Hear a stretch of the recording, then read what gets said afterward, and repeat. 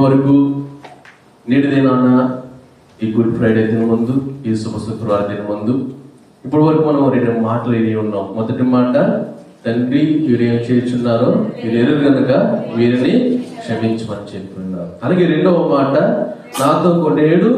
నాతో కూడా పరదేశంలో అని నిశ్చయముగా నీతో చెప్పుచున్నాడని మాట మనం విన్నాం. ఇప్పుడు మూడవ మాట, అమ్మ ఇదిగో నీ కుమారుడు, ఇదిగో నీ తల్లి.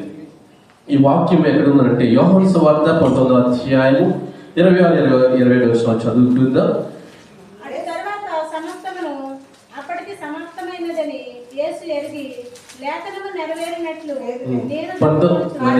యోహాను సువార్త 19వ అధ్యాయం 26-27.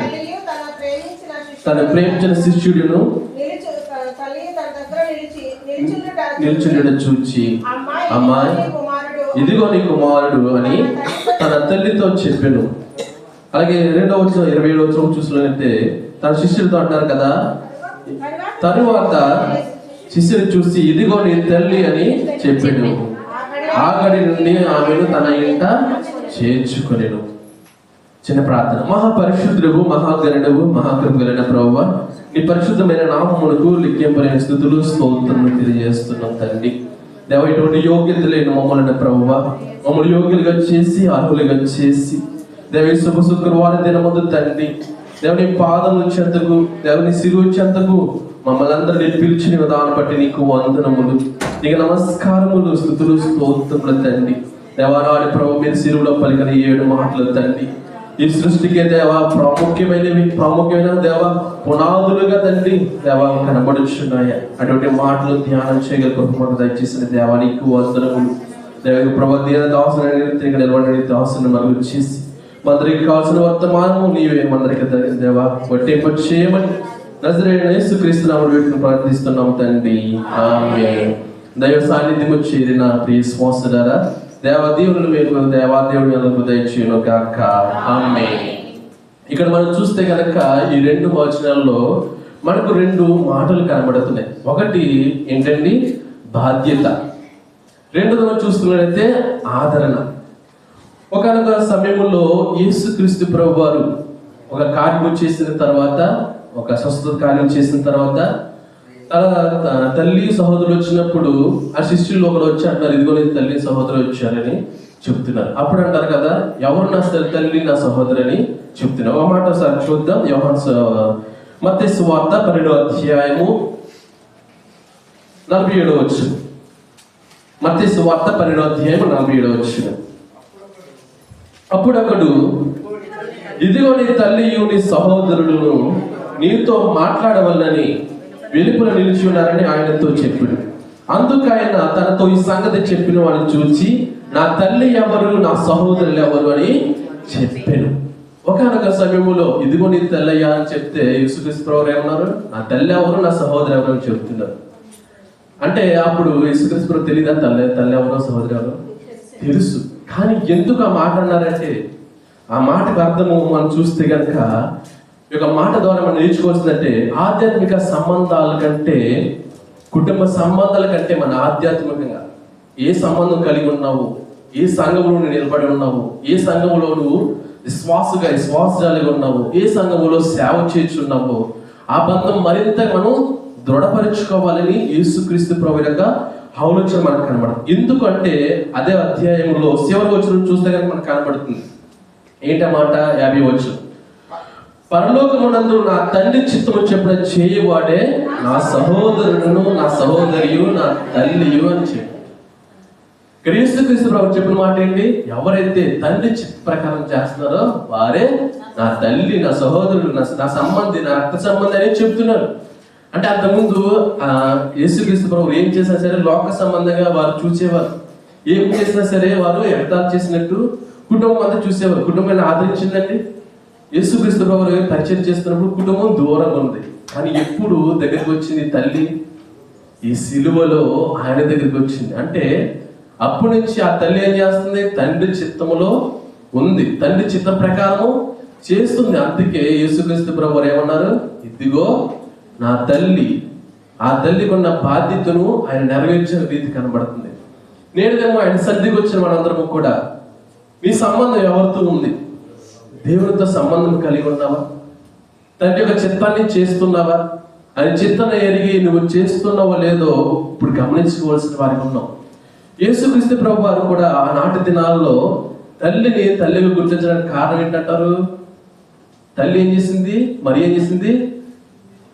ఏం చదువుకున్నాం మనం 50వ వచనంలో, పరలోకమందు నా తండ్రి చిత్తము చొప్పున చేయబడే నా సహోదరులను, నా సహోదరియు, నా తల్లియు అని. అంటే మనం ముఖ్యంగా మనము తండ్రి చిత్తాన్ని చేసేవారికి మనం ఉంటాం. ఎప్పుడైతే తండ్రి చిత్తాన్ని చేసేవారికి ఉంటామో దేవునితో సంబంధం మరలా అనేది పునః ప్రారంభం అవుతుంది. ఇంకా మనం చూస్తే కనుక ఈ పరిశుద్ధ గ్రంథములో మనం ఈ లోకంలో చూస్తే కనుక కొన్ని విధాలుగా ఈ లోక సంబంధాలు చాలా ఎలా ఉన్నాయంటే చాలా చెప్పలేని రీతిగా ఉన్నాయి. ఎందుకంటే ఒక తల్లికి 10 మంది పిల్లలు ఉన్నప్పుడు ఆ 10 మంది పిల్లలను ఎలా పెంచుతుందండి? ఎలా పెంచుతుంది? తినకపోయినా. ఇక్కడ అనేక మంది తల్లులు ఉన్నారు. ఇక్కడ ఉన్న తల్లిని చూస్తే చాలా సంతోషం అనిపిస్తుంది, చాలా గౌరవం అనిపిస్తుంది. ఎందుకంటే వారు తిన్నా తినకపోయినా సరే వారికి పిల్లల నిమిత్తము కనీసం ఒక రోజుకి ఒక పూట మాత్రము గడుపు తిని వస్తువులుండి కూడా వారి యొక్క సంరక్షణ చూసేవారు అనేక మంది తల్లులు ఈ దేశంలో మనకు కనబడుతుంటారు. కానీ నేడు ఒక దినాలు ఎలా ఉన్నాయంటే ఈ 10 మంది పిల్లలు ఉన్నా సరే ఒక తల్లిని చూసుకోలేని స్థితిలో ఉంటున్నారు. 10 మంది పిల్లలు ఉన్నా సరే ఆ తల్లిని అనాథాశ్రమంలో జాయిన్ చేసేవారిగా ఉంటున్నారు, వృద్ధాశ్రయాల్లో ఉంచేవారిగా ఉంటున్నారు. ఎందుకు? వారు చూడలేకపోతున్నారా? వారి దగ్గర అంత ఆస్తి లేదా? కాదు. వారికి ఉన్న ఆస్తి ఉన్నా సరే ఎందుకు చూడలేకపోతున్నారంటే వారు ఏ రీతిగా మారిపోయారు నేడు దినాల్లో మనం చూస్తే కనుక చాలా ఘోరం. అంటే ఎలా అంటే ఆ తల్లిని తల్లిలా చూడడం లేదు, తండ్రిని తండ్రిగా చూడడం లేదు. వారి బాధ్యతను మర్చిపోతున్నారు. ఈదేనా ఈ సమయంలో మనం ఎలా ఉన్నామంటే దానికి కారణం ఎవరు? మనంతా మనం ఎదిగిపోయామండి. ఎవరు? మనకి చిన్న గాయం అవ్వకుండా మనం అక్కడ చిట్టగా చెప్పిన మొదటి మాటలు కోడి తన పిల్లల్ని ఎలా కాస్తుంది? రెక్కల చాటున.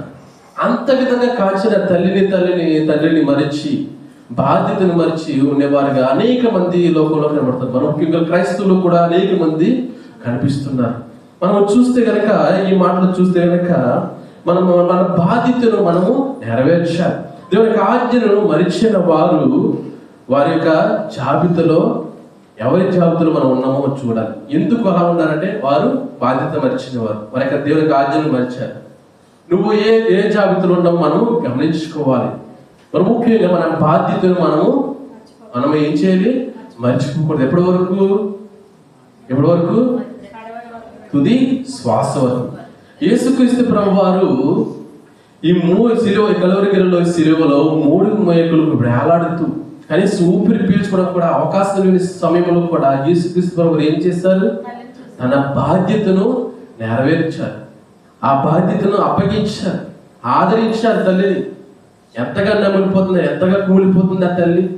మన ఎదుట మన కుమారులు తన శివరి శ్వాసలు ఉండాలంటే ఎలా ఉండగలమా? ఎంతలా నలిగిపోతాం?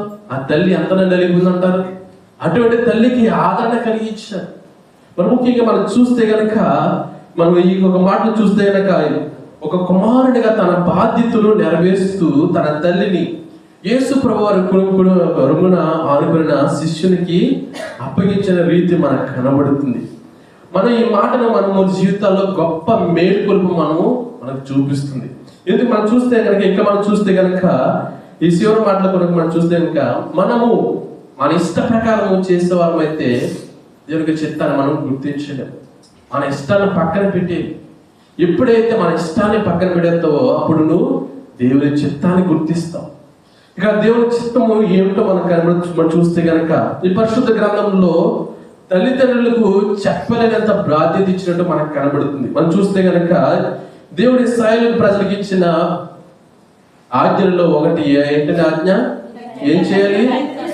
తండ్రిని తల్లిని సన్మానించాలి. నిర్గమకాండము 20:2-12 కనబడుతుంది. నీ దేవుడైన యెహోవా నీకు అనుగ్రహించిన దేశంలో నీవు దీర్ఘాయుష్మంతుడగునట్లు నీ తల్లిని నీ తండ్రిని సన్మానింపు. మనం దీర్ఘాయుషులు ఉన్నట్టే అంటే మనం బ్రతికి ఉండాలంటే ముందుగా చేయాల్సిన పని ఏంటి? తల్లిని తండ్రిని ఏం చేయాలి? సన్మానించడం అంటే ఏంటండి? ఒక ఇచ్చి చేతులు పెట్టేసి సాల్వలు కప్పేయడమా? కాదు కాదు. ఏంటి? వారి ఆ చివరి దినాల్లో ఉన్నప్పుడు, అంటే ఇంకా వృద్ధాప్యంలో ఉన్నప్పుడు, వారి అవస్థలు ఎరిగి, వారి అక్కర్తలు ఎరిగి ఏంటో తెలుసుకుని వారి కావాల్సినవి ఏర్పాటు చేయడం. ఈ దేశంలో కూడా అనేక మంది తన తల్లిదండ్రుల కొరకు ఇంకా ఎంతో ప్రయాస పెడుతూ వారిని చాలా అపూర్వంగా చూసుకునే వారు ఎందరో మనకు కనబడుతూ ఉంటారు. మనం కూడా ఆ యొక్క జాబితాలో ఉండాలి. మనం ఏదైనా సరే, మనం తినకపోయినా మన పిల్లలకి ఎలాగైతే మనం చూసుకుంటాం, అలాగే నీ తల్లిని కూడా చూసుకోవాలి. ఎందుకంటే ఒకనొక సమయంలో నిన్ను ఎంత అల్లారుద్దిగా పెంచిందో, నీ అడుగులు వేసి మొదటి అడుగులు వేసి ఆ సమయంలో ఎంతగా నేను కాసిందో, అదే విధంగా వృద్ధాప్యములు కాయదు. ఎందుకంటే వృద్ధాప్యంలో తల్లిదండ్రులు ఏ విధంగా ఉంటారండి? చంటి పిల్లలక దేహములు కలిగి ఉంటారు. ఆ సమయంలో కూడా ఇంకా వారిని సొనుక్కుంటూ గొనుక్కుంటూ నువ్వు వింతే, నువ్వు మానవ చేయమంటే అది దానివల్ల ఉపయోగం ఉంటుందా?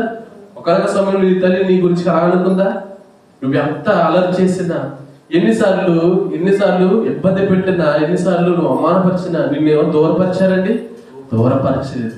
కనుక నేటి నా నిసన్నిధికి వచ్చిన మనందరము కూడా మన తల్లిదండ్రులని మనము సన్మానించే వారు ఉండాలి, వారి అక్కర్తలు తీర్చే వారిగా ఉండాలి.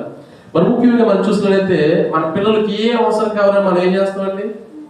మనకు రేపు దినానికి ఆలోచించము, అప్పనే చేసి కూడా మనం ఏం చేస్తారండి?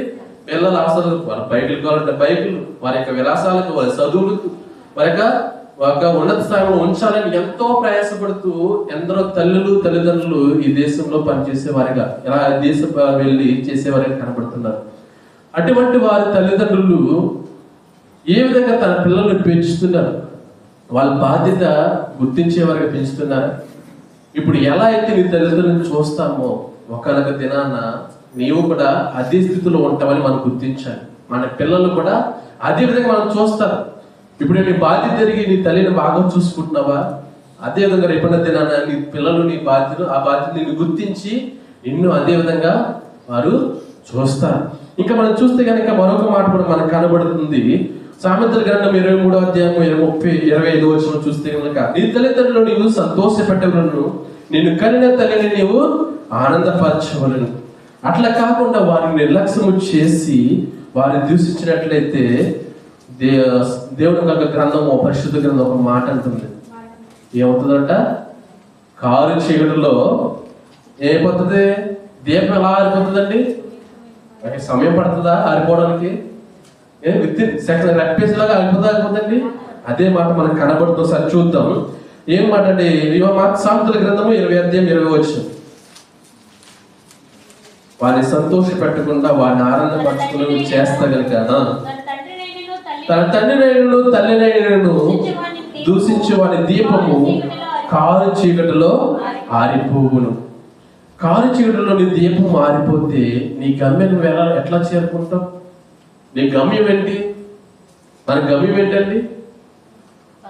పరలోకమే మన చివరి స్థానం, మన గమ్యం అన్ని అవే. మనం దేనికోసం ఈ పోరాటం అంతా? ఎందుకు ఈ లోకంలో ఉండకుండా ఇలా మనకు గుంపుగా కూడుకుని దేవుని ఆరాధిస్తూ, ఆయన స్తుతిస్తూ, ఆయన నామాన్ని గణపరుస్తూ, ఆయన చేసే ప్రతి కార్యం మనం గుర్తిస్తున్నాం. ఎందుకు? మనం కూడా లోకం నుండి ఎక్కడో చేసి మన పొరపాట్లు ఉండొచ్చు కదా. అనేక మంది క్రైస్తవులు కూడా ఇప్పుడు కూడా తన పనిబాట్లు ఉన్నవారు ఉన్నారు. నేను వారి గురించి మాట్లాడటం లేదు, కానీ ఇప్పుడు ఆయన సన్నిధికి వచ్చిన మనందరం కూడా ఎందుకు ఇక్కడ ఉన్నాం? ఎందుకున్నాం? మనల్ని మన గమ్యస్థానానికి చేర్చుకోవాల్సిన బాధ్యత ఎవరిదే? మనదే. మన కొరకు ఎవరో మనం ప్రార్థన చేస్తారు, ఏదో చేస్తారని కాదు, కానీ మన భక్తి జీవితాన్ని మనము కాపాడుకోవాలి. మన విశ్వాసాన్ని మనము దినదినము వృద్ధి చేసుకోవాలి. ఎందుకు అంటే, నేటి యొక్క దినాల్లో చూస్తే కనుక సంఘాలకు దూరంగా, కుటుంబాలకు దూరంగా ఎలా ఉంటారో ఒంటరి బ్రతుకుచున్నారు. ఇంకా నాకు ఎవరితో అవసరం లేదు, నా బ్రతుకు నాకు చాలు అన్న విధంలో, నాకున్న భక్తి నాకు చాలు అన్న విధంలో సంఘాలు ఎందుకు ఏర్పాటు చేయడం జరిగింది? ఎందుకు సంఘం? మనం బలపడడానికి. ఒంటరిగా ఏమైనా చేయగలమండి? ఏమైనా సాధించగలమా? కుటుంబంలో నలుగురు ఉంటారు, నలుగురు 4 రకాలుగా ఉంటే కుటుంబం వర్ధిల్లుతుందా? వర్ధిల్లదు. నలుగురు ఒకే మాట ఉంటే కుటుంబం వర్ధిల్లుతుంది. నేను సంఘాలు ఎందుకు ఎలా ఉంటున్నాయంటే, నేను ఎందుకు వెళ్ళాలి? ఎందుకు దేవుని సన్నిధిలో ఉండాలి? నేను ఇంట్లో ఉండి ప్రార్థన చేసుకుంటే సరిపోదా? దేవుని కీర్తిస్తే సరిపోదా అనే దానిలో ఆలోచిస్తుంది. అటువంటి బలము మనల్ని ఎక్కడికి చేస్తుంది? మన గమ్యం చేరుస్తుందండి, చేర్చదు. ఎప్పుడైతే నువ్వు బలము ఉంటావో, బలమైన పునాది ఉంటావో, బలమైన పునాది ఉంటావో, నీ మీద ఏం కట్టబడుతుంది? ఒక ఇల్లు కట్టబడుతుంది అన్నమాట. ఆ ఇల్లు ఏమవుతుందండి? బండ ఇల్లు ఏమవుతుంది? నిలబడుతుందా పోతుందా? నిలబడుతుంది. అలాగే ఎప్పుడైతే నువ్వు బండ నిలబై ఒక స్థిరమైన పునాది ఉంటావో, నీ ఒక సంఘానికి ఒక పునాది దేవుడు నిన్ను వాడుకుంటాడు. నిన్ను బట్టి అనేక మందిని దేవుని రక్షణలోనికి ఆయన నడిపిస్తారు. ఇంకా మనం చూస్తే కనుక మరొక మాట కూడా మనకు కనబడుతుంది. ఒక మాట మనం గుర్తించుకోవాలి. నేడు మన తల్లిదండ్రులు ఎట్లా మనం చూస్తున్నామో అలాగే రేపటి దినాల్లో మన బ్రతుకు కూడా అలాగే ఉంటుంది. దేవుని వాక్యం చెబుతుంది. ఒకసారి చూద్దాం. ఉపధ్యాయ 1వ అధ్యాయము 1వ అధ్యాయము 15వ వచనం. ఇప్పుడు ఎలా అయితే మనం బ్రతుకుతున్నాం, ఎలా అయితే మన తల్లిదండ్రులు చూస్తున్నాం, అదే రేపు మనం ఖచ్చితంగా మన మీదకి వస్తుందని బైబిల్ చెబుతుంది. నీవు చేసినట్టు నీకును చేయబడును, నీవు చేసినదే నీ నెత్తి మీదకి వచ్చును. కనుక ఏదైతే మనం చేస్తున్నామో అది ఖచ్చితంగా మన మీదకు ఖచ్చితంగా వస్తుంది. నువ్వు ఎలాగైతే నీ తల్లిదండ్రులు చూసుకుంటున్నావో అలాగే నీ తల్లిదండ్రులు, నీ పిల్లలు నిన్ను చూసుకుంటారు. ఇంకా మనం చూస్తే కనుక మరొక మాట కూడా కనబడుతుంది. మోసపోకుడి దేవుడు వెక్కిరింపబడడు, మనుషుడు ఏమి విత్తునో ఆ పంటనే కోయుడు. మనకి ఎప్పుడైతే మనం ఏ పని అయితే చేస్తున్నామో ఖచ్చితంగా ఇప్పుడు కూడా అనేక మంది క్రైస్తవులు చెప్పుకుంటూ ఇంకా పాపములు ఉంటూ లోకములు ఉంటూ దేవునికి వ్యతిరేకంగా మారుతున్నారు. దేవుని యొక్క సంఘాలు సరైన సంఘముగా నిలబడడానికి కారణం ఎవరు అనుకుంటారు? ఒక కుటుంబం ఉందండి, కుటుంబంలో ఏదైనా శోధన వచ్చింది, ఏదైనా శ్రమలు వచ్చాయి, కుటుంబంలో ఉన్నవారే ఆ కుటుంబాన్ని కించపరిచే వారికి ఉంటున్నారు. అనేక మంది దేవుని సంఘాల్లో ఉంటూ దేవుని సంఘాన్ని ఏం చేస్తున్నారు? కించపరుస్తున్నారు. నీకు ఏదైనా బాధ వచ్చిందనుకోండి, వచ్చి ఇంకొకటి నా మాట ద్వారా నీకు ఏమైనా ఇబ్బంది కలిగిందంటే నా దగ్గర వచ్చి కృష్ణప్ప నువ్వు ఎలా మాట్లాడాను అలా మాట్లాడకూడదు చెప్పాలి. అంతేగాని ఆ మాట ఇంకోరి దగ్గర గట్టుకెళ్ళి అది చేయడం వల్ల ఏమవుతుందా? దాని ద్వారా అనేక మంది నీ వల్ల సంఘానికి దూరం అవుతున్నారు అని గుర్తించాలి. దేవుని యొక్క సన్నిధికి దూరం అవుతున్నారు, దేవుని యొక్క ప్రేమకు దూరం అవుతున్నారు.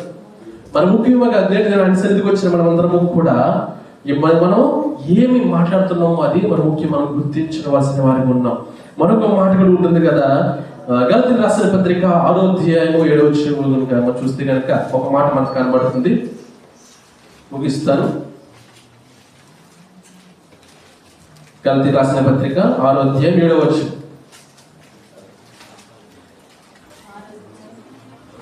7వ వచనం.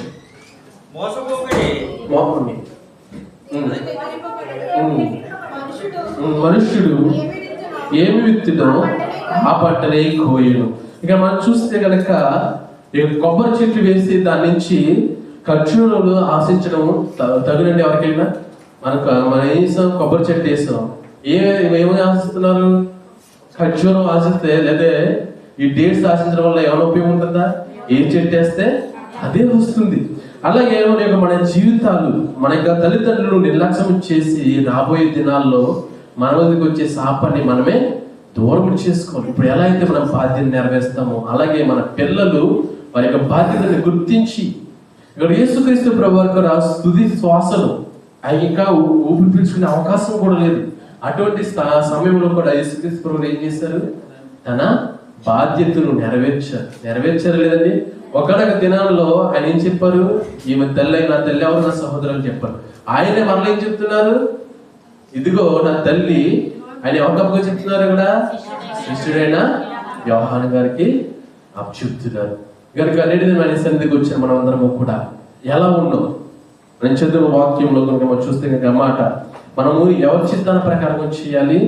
పరలోకమున్న తండ్రి చిత్తాన సారంగా ఎప్పుడైతే నువ్వు యొక్క నడవడిక, యొక్క మాట విధానము, నువ్వు చేసే ప్రతి కార్యం, ప్రతి పని కూడా దేవుని చిత్తంలో ఉందో లేదు నువ్వు గుర్తించి ఎప్పుడైతే చేస్తావో ఖచ్చితంగా ఏ సంబంధాన్ని అయితే కోల్పోయామో, ఆనాడు ఆదాము హవ్వలు చేసిన పాపాన్ని బట్టి తెగిపోయిన ఆ సంబంధం మరలా ఎవరి ద్వారా సంబంధం మనకు వచ్చింది? యేసుక్రీస్తు ప్రభువారి ద్వారా. శిలువలో ఆయన ప్రాణం పెట్టడం ద్వారా మరలా ఆ సంబంధం మనకు వచ్చింది. మనం ముఖ్యంగా నేటి సన్నిధికి వచ్చిన మనందరము కూడా మనము తండ్రి చిత్తానుసారముగా ఉన్నామా లేదా, ఆయనకి చిత్తములో ఉన్నామా లేదా మనం గుర్తించుకుని మన యొక్క జీవితాలను ఇక ఆయన రాక వచ్చే వరకు మనం ముందుకు కొనసాగించాలని ఆయనకి ఈ మాటలు నిత్యం ఈ పరిశుద్ధ గ్రంథాన్ని ధ్యానం చేస్తూ ఈ యొక్క మాటలు ధ్యానం చేస్తూ నువ్వు ఈ తుది శ్వాస వరకు ఈ బాధ్యతను గుర్తించి ఇక ఆదరణ ఎవరి ద్వారా అయితే ఆదరించాలో వారిని ఆదరిస్తూ ఈ అడుగులు వేస్తూ ముందుకు వెళ్ళాలని దేవుని పేరట మీ అందరికీ తెలియజేస్తాను. ఈ కొద్ది మాటలో దేవాదేవుని మనుషుల్లో పలికొచ్చేయడం కాక ఆమె ఇచ్చిన ప్రార్థన. మహాపరిశుద్ధుడు, మహాగణుడు, మహాకవులైన ప్రభువా, నీ పరిశుద్ధమైన నామమునకు లెక్కింపలేని స్థుతులు, స్తోత్రములు, నమస్కారం తెలియజేస్తున్నాం తండ్రి. దేవాదేవుని సన్నిధానంలో ప్రభు మమ్మల్ని చేర్చి దేవాని ఆనాడు శిలువలో పలికిన మాటలు దేవాన్ని ధ్యానం చేయగలిగిన నీకు వందనములు. దేవుడు చెప్పబడిన మాటల ద్వారా తండ్రి ఇంకా మేము ఆత్మీయంగా బలపడినట్లు లేక చెప్పబోయే మాటల ద్వారా నీ మహిమ పరిచినట్టు తండ్రి మమ్మల్ని అందరినీ దేవుని చిత్తములు ఉంచి దేవుని పరలోక రాజ్యము సమీపించడం తండ్రి. దేవుని పరలోక రాజ్యము సమీపించినప్పుడు తండ్రి ఆ పరలోక రాజ్యం మీరు చేర్చుకునే భాగ్యము అందరికీ దయచేయమని నజరేయుడైన యేసుక్రీస్తు నామములో ప్రార్థిస్తున్నాం తండ్రి. అవకాశం ఇచ్చిన దేవునికి వందనమన్నట్లు అలాగే సత్యం గారికి, చిట్ట గారికి, మీ అందరికీ నా వందనమన్న అందరికీ మరణాత.